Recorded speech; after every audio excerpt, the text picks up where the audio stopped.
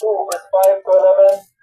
Let this mind be in you, which was also in Christ Jesus, who, being in the form of God, thought it not robbery to be equal with God, but made himself of no reputation, and took upon him the form of a servant, and was made in the likeness of man.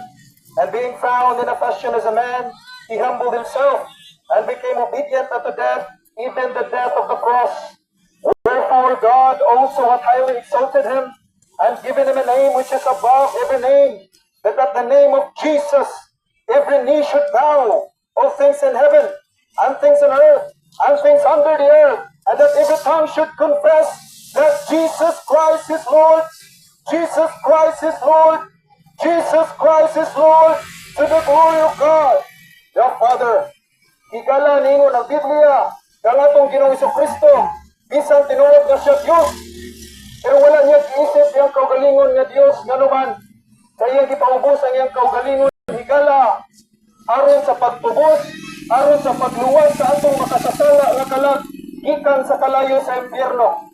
Munang tuyong tumong higala, nga ni kanaog ang atong Ginoong Kristo, iyang gibiyaan, iyang truno sa langit, bisan tinuod nga siya mo'y nagbuhat sa langit o sa yuta, siya mo'y nag-antos pagyot sa krus sa Kalbaryo.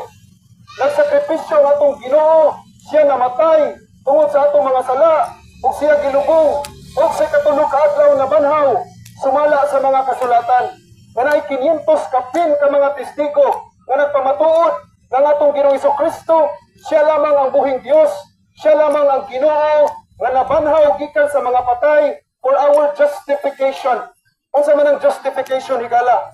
Bisan pag makasasala pa kang dako, bisan pa kang nakapatay pa ka, namakak pa ka, nagkumit pa kang adultery, kung mutuog musalig ka ni Kristo Jesus higala, luwas imong kalag gikan sa kalayo sa impyerno.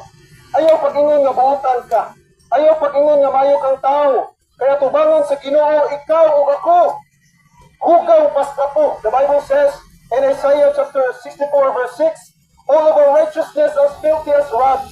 Ang atong pagkabuutan higala daw susama sa papo sa mata sa Dios. Bisan pag magbinuutan pa ka higala, wicked, you are wicked, and you are all down to hell. We are all down to hell because of our sins. Ikaw ug ako makasasala. Ikaw ug ako dili mayong tao. Ikaw ug ako dili buutan. Ikaw ug ako dili mayong tao ug dili matarong atubangan sa Ginoo. Munang kinahanglan kitag manluluwas. Ikaw higala buutan ka atubangan sa imong uyab, atubangan sa imong mamagpapa, pero higala atubangan sa Dios, hukaw pakas sa po. Hukaw pakas nga lata higala, munang kinahanglan kitag manluluwas. Ayaw pag-ingon nga buutan kang dako, kay dili ka buutan atubangan sa Ginoo. O tinuod buutan ka atubangan sa imong uyab, sa imong mamagpapa, sa imong asawa, nagpakarong ingnon ka lang higala. Pero sa mata sa Dios, dili ka buutan higala, dili ka mayong tao, ikaw o ako makasasala. The Bible says in Romans chapter 3 verse 10, as it is written, there is no